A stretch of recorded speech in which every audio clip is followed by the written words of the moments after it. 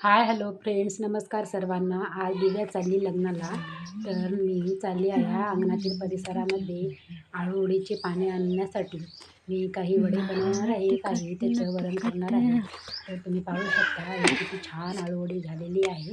हे माझ्या मम्मीने लावलेली आळू आहे. हे आळूची पानं किती छान आहेत. एकही खराब किंवा काही त्याला किडे वगैरे खाल्लेले अशी पानं नाहीत. खूप सुंदर अशी पाने आहेत. तुम्ही पाहू शकता. त्याला पाहूनच खावं अशी मन व्हायली. तर तुम्ही पाहू शकता हे एवढं माझ्याकडं आळूचं पाण्याचं झाडे आहेत, तिथं एवढे रोपटे आहेत तुम्ही पाहू शकता.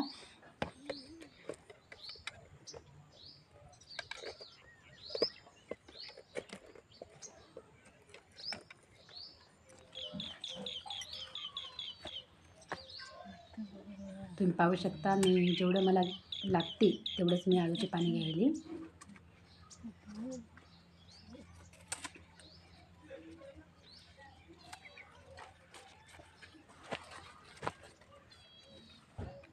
पहा किती मस्त आहेत आळूची पाने. मी 5 ते 6 पाने घेतली, जास्त काही घेतलेलं नाही. हे आमचं कोटा आहे. आता इथं आहे शेवग्याचं झाड. तर शेवगा पण खूप छान लागलेले आहेत, पण शेवगा खूप कोवळे आहेत, आता ते तोडण्यासाठी आलेले नाहीत. तुम्ही पाहू शकता खूप बारीक असे शेवगे आहेत. आता इथं पण आळूचेच होते, परंतु ते इथून काढून मम्मीने तिकडं लावलेलं आहे, कारण इथं पाणी जात नाही म्हणून. आता लिंबाच्या झाडाला लिंब पण खूप लागलेले आहेत. आम्ही याचंच लोणचं बनवलेलं आहे. आपू आता दिव्या माझ्या मागे मागे आली. आम्ही तिला घरी आपू म्हणतो. आता वांग्याच्या झाडाला पण वांगी आलेली होती, खूप वांगी लागली होती. आमच्या घरी वांगे कोणी जास्त खात नाहीत, त्यामुळं जेवढं निघत आहे तेवढंच पुरेसे आहेत.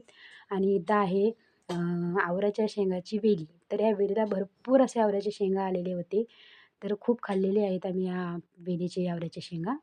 याच्यानंतर आपण जाऊ इकडं रामफळाच्या झाडाकडं. तर तुम्ही पाहू शकता इकडं रामफळाचं झाड आहे. मी एक मिनी ब्लॉगमध्ये टाकलेलं होतं रामफळाच्या झाडाचा फोटो. तर रामफळं पण खूप आलेले आहेत. मी जेव्हा रामफळं पिकेल आणि मी काढेल त्यांना, तर नक्कीच तुम्हाला मी रामफळं कशी दिसतात आतमधून बाहेरून ते मी तुम्हाला नक्कीच दाखवेन आणि तुमच्यासोबत शेअर करूनच खाणार. इथं आम्ही एक छोटंसं लिंबाचं रोपटा लावलेला आहे. तुम्ही पाहू शकता. यानंतर चुक्का आहे.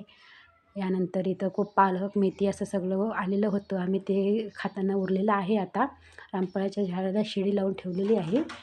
रामफळ पिकलेत का इथंच माझ्या अंगणातच एक विहीर आहे, तुम्ही पाहू शकता.